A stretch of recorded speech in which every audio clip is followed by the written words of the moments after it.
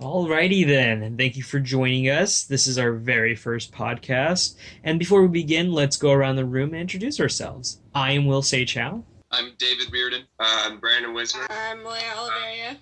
I'm Shane Lee Tran. And we'll be talking about the constraints professional communicators face when creating and producing content.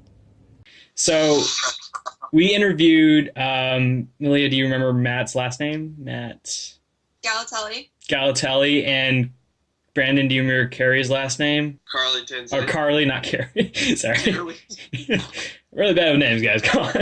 Okay, so we're going to start with the questions we asked. Okay, so what's going to happen is I'm going to at first ask the question, and then it's going to set it up the audio, and then we're going to hear from the actual person we interview. First up, we're going to hear from Matt Galatelli, a MTV producer. And we asked him, how does advertising impact the content you create, if at all? The advertising of it depends on how it's done. And we were just talking about this recently. So so shows for VH1 and like MTV, it really depends on how and where you put it. So realistically, like everyone's on their phones all the time. You know what I mean? Yeah. And so doing something like a billboard in the city or, wherever you are is going to impact different than like something like what VH1 does. Is not only do they like streamline their shows and you can watch all that stuff online, but then also like they have a YouTube account specifically for promos and, little sneak peeks and things that you can't normally see if you're, if you're just tuning into the episode. And so by doing that, it kind of draws attention on multiple platforms, and then that obviously elevates, now you're like expanding out to people. I noticed that he seemed to think that we were talking about like at MTV advertising themselves. Mm-hmm. Oh, yes, yeah. And it speaks to another part of advertising, right? That like all the good parts of the show will be in the commercial, Oh, right, yeah, like the meat and potatoes, like he once said. I can't really think of anything else to say. I wish there had been more about like other people's advertising, but I felt Carly talked about that a little bit. So yeah, that's a pretty good point. We got some pretty good information about advertisement from Carly. Here now is Carly Tinsley, an NBC news journalist. When we get companies to advertise with our channel, so them putting out commercials, sponsoring segments, that's a lot of where our revenue comes from, is from advertisers. So they can like sponsor segments. So we do like a golfing segment specifically, a health segment that's sponsored by a local hospital. So that advertising plays a really big part in the news industry. So it's interesting to see that the content isn't being censored, but it's being directly influenced by this monetary incentive to sponsor the content. They're getting paid by the local hospital to promote that hospital on air, or by a golf company to promote that company on air. And I'm sure it's not just golf and hospitals. It's also probably things like fast food chains, soda lines, things that aren't real news. And I wouldn't say it's limiting their content creation, but it is in a sense prohibiting them from making more impactful news stories. Okay, actually, this kind of brings up to our next topic, which is about censorship and what can go on and what can't. So we kind of asked, does censorship play a role in content creation at all? The things you can get away with censoring things and, monitoring that stuff is crazy, even between two networks, from like VH1 to MTV, and then you want to take that a step further and like think about the stuff that like HBO puts out, and then things that like, it depends on what your target audience is, because no one's going to want to watch something like, if kids are being like, if it's all crazy and like out of control and like, that kind of stuff. And like if you're targeting a group of like teenagers, obviously like going out to bars in like Miami is not going to be what's going to keep them watching. You want to keep it relatable. Anyone have anything to say about what he had to say, or anyone has anything about sort of censorship in general? I think it's weird, right? Because like usually on a TV show, when it's censored, when something is censored, that just means like they won't talk about it. It doesn't always mean like they bleep something out, or like they blur something.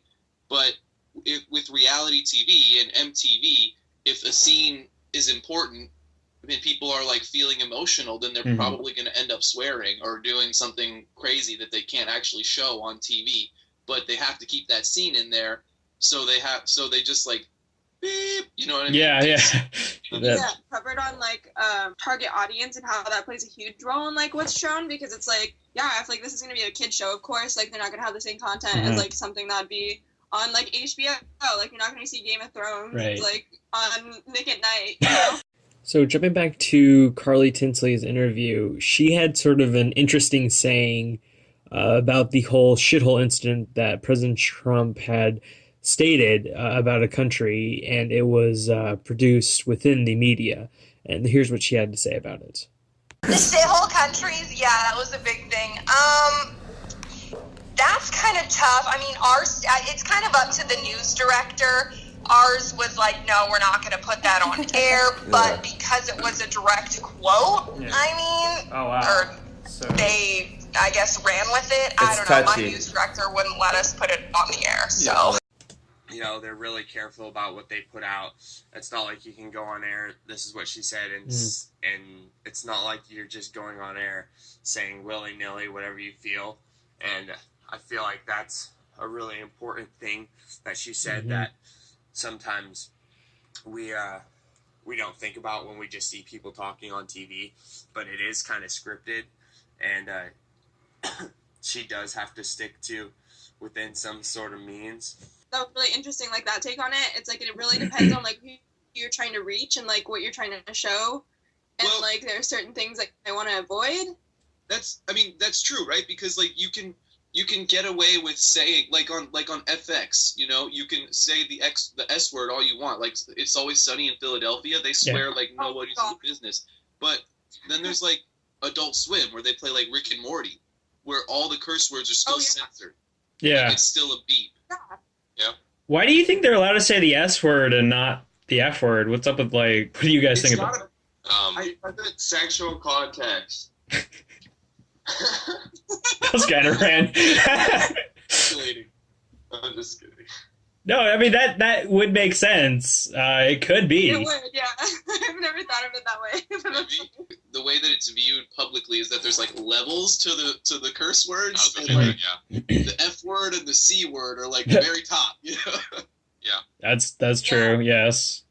Probably something that the FCC made is like you can only say this word this many times. Yeah. Otherwise, it becomes M rating or whatever, right? Okay. Yeah. So our last topic is going to revolve around Facebook and social media and how it produces content. Carly actually has some interesting viewpoints about social media and journalism.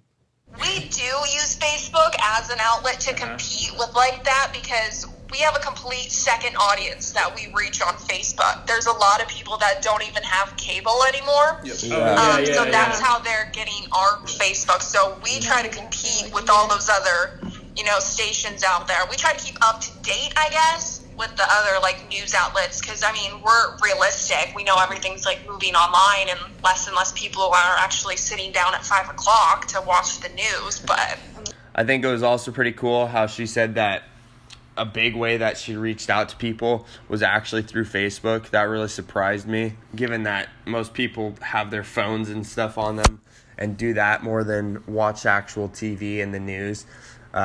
For her to say Facebook made sense, but I never really thought about it. In one of the sources I found called Rearticulating Audience Engagement, it said that demographic of users on social media do not represent the general population.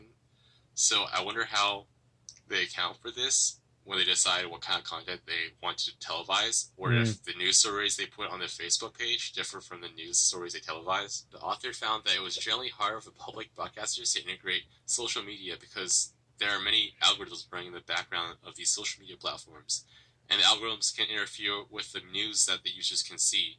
My question is, how does Carly's news station create content that reach more people on Facebook? People aren't really sitting down to watch TV anymore, and that's a really important thing to acknowledge, especially in this field. If there aren't enough people who are viewing your program or like the content that you put out there, you're going to have to find other ways to reach these people, or as this station has done with Facebook.